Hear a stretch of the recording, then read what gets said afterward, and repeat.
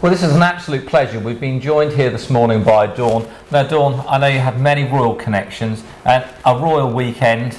Just explain your part in the royal family.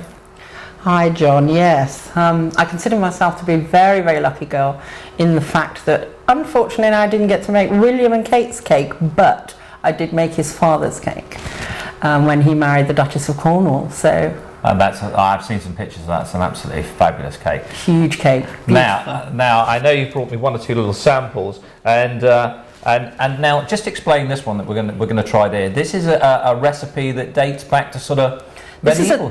This is a medieval recipe that dates back to the 12th century, and it's a very rough textured cake with lots of spices in it, and spices that we don't really use these days, things like mace and cloves and such. I have to say, that's gorgeous. But it's quite a rough texture, and it was originally a groom's cake.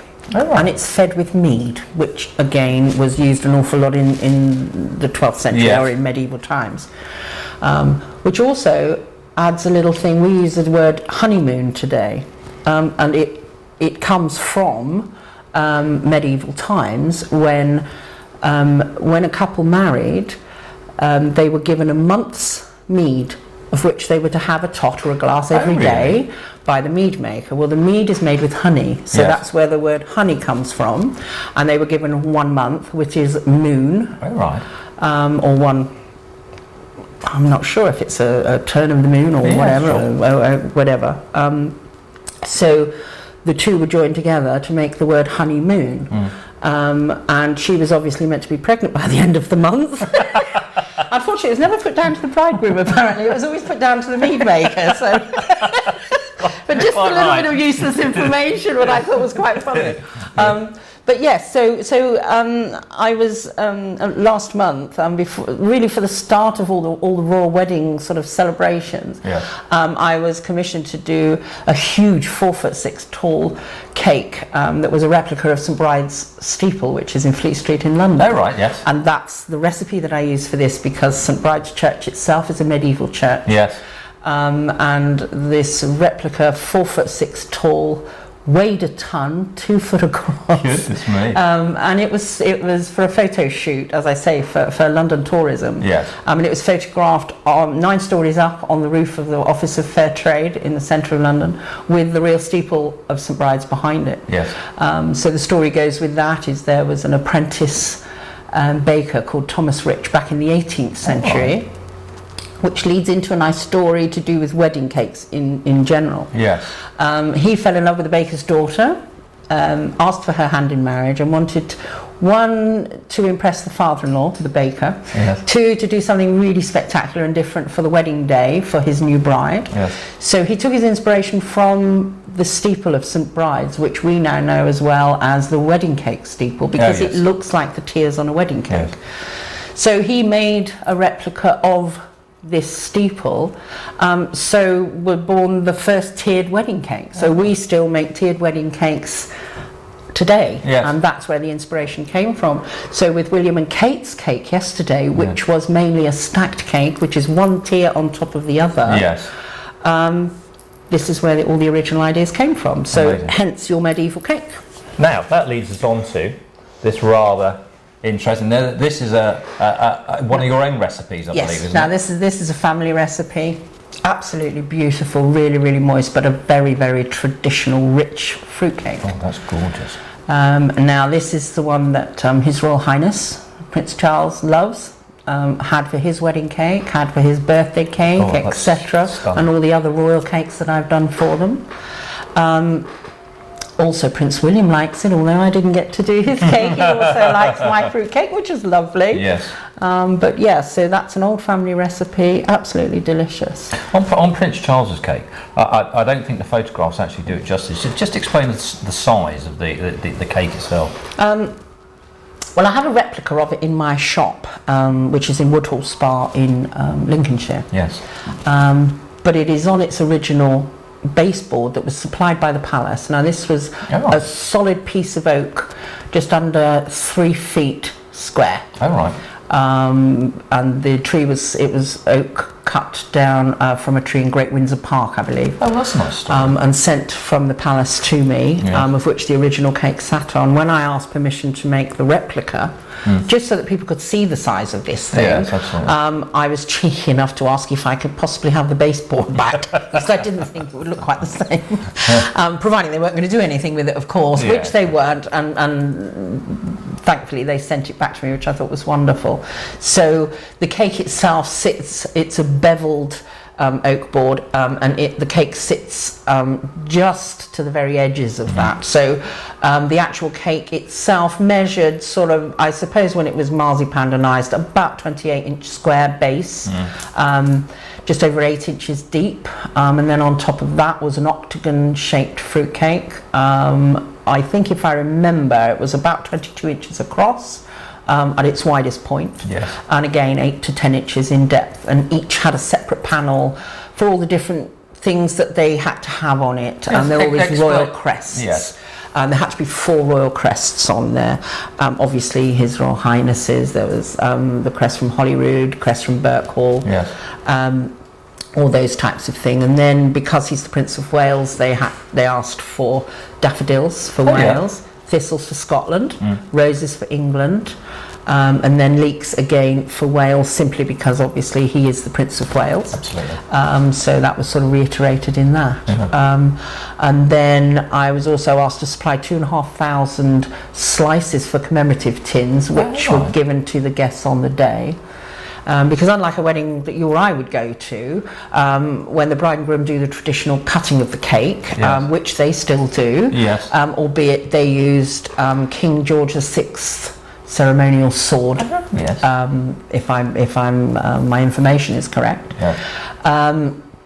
And then because of the size of the cake, there were 800 guests there, you would never have enough, or the staff would never have enough time to actually cut everything up there and then and hand round to the guests as they would at a wedding that you or I would go to. So everything is done beforehand, so all these slices were all in commemorative tins, and they were handed to the guests as they left the reception. And the main cake itself is then, albeit the top octagon was separated from it, and that they took that on honeymoon. I was going to say, I believe they took that with them, didn't they? Absolutely, and they were kind enough to write me a letter of thanks whilst on honeymoon. And they actually mentioned a line or two in there that they were eating the wedding cake each afternoon for tea, and said how delicious they thought it was, which was lovely. And then the rest was cut up and given to various charities, all bar one corner piece that Prince William came back with. Everything. Nice. That is nice. So as you can imagine, I was most upset not to have received the order for his wedding cake. I'm sure. But hey ho. Such is life. No, it's not only wedding cakes. I mean, obviously the royal connection and the wedding cakes, but you also do a lot of other things, don't you? Yes, I do. Really, the job that I do is absolutely diverse. I teach sugarcraft, and I think it's one of those things that if us in the know and know what we're doing, if we don't pass it on, it's going to be another craft that will eventually die otherwise. So I enjoy doing that. I do talks, I do demonstrations. My most popular talk, of course, is about all my royal commissions. Absolutely.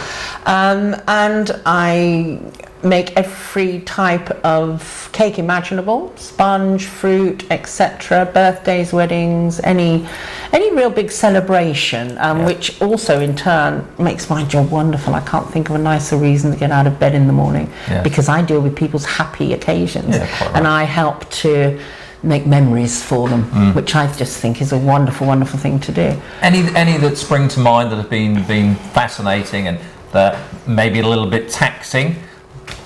Well, Prince Charles's 60th birthday cake jumps to mind. Again, another royal one. I know, I'm sorry. I have done several. But yes, his was... I was asked to replicate the walled garden at Highgrove. Again, all in sugar, all in fruitcake, normal fruitcake. This wasn't much smaller than the main wedding cake itself, only not quite so deep. Same sort of size, it was 2 foot square. He was having, I believe, around 300 guests coming to dinner for his birthday party, or birthday dinner. And I had to leave my shop at 8 o'clock on the Saturday morning to deliver it to Highgrove by lunchtime. so that it would be there for the evening for the party. Yes. And at 7 o'clock the previous evening, on the Friday, I was still sat in front of a totally blank cake, trying to work out what went where. And I did previously ask for some pictures to be sent up from Highgrove itself, just so that I had something to copy, because having now seen the walled garden, it's all full of trees and flowers and vegetables and things like this. But it's still a case of, because you're replicating something, you need to know exactly what sits where. And I did find out afterwards that the walled garden was set out like flags, like St George's flag, flag of St Andrews. So it's all done in these sort of sections. So very structured, that specific part of the garden. So terribly difficult to work from the photographs I was supplied with, but I did manage it, being the absolute professional that I am. So we got it there. I was actually working on it until 3:30 in the morning. Went home, grabbed a couple of hours sleep, came back, popped it in the car, left at 8 o'clock. Fabulous. He loved it, which was just absolutely for me a delight. Absolute huge honour. Every time I do a Royal Commission, it's just a huge honour. I also got to do the Duchess's 60th birthday cake. Oh, really? And that was quite nice, because she had sponge as well. She had 11 cakes, all done up like gift boxes with all fancy sugar ribbons on it, and the Duchess of Cornwall Rose, all handmade, all done in sugar. Beautiful. So I delivered that, and that was when all the floods were happening everywhere. So I got about 40 miles from Highgrove itself and phoned through to Highgrove saying I couldn't move any further because everywhere was flooded, and I was expecting the police to come out and collect me or collect the cake to make sure again it was there for her birthday party. I've done sugar flowers for the Queen for her 80th, all sorts. And another cake, again it's not royal, but one cake I particularly enjoyed doing was a young girl's mother came in and ordered a 21st birthday cake, and it was a pair of Christian Louboutin shoes. And the mum had said the story behind it was she also brought in the real shoes, wouldn't leave them with me of course. We live in hope. But asked me if I could replicate these shoes, and they were from her daughter's first month's wages, of which she said to go out and blow on something completely frivolous, because she would never ever do it again. And she bought this beautiful pair of Christian Louboutin shoes. So I replicated them, size 4, full size, and a shoebox. So the shoebox was the cake, and the shoes, obviously they couldn't have been worn because they were sugar, so they were maybe a little bit like Cinderella's glass slippers, but full size nonetheless. Fabulous. Oh, well, that's so just really different. So I get to do really different things, from flowers to babies. I mean, just it never stops. Totally different. Lovely thing to do.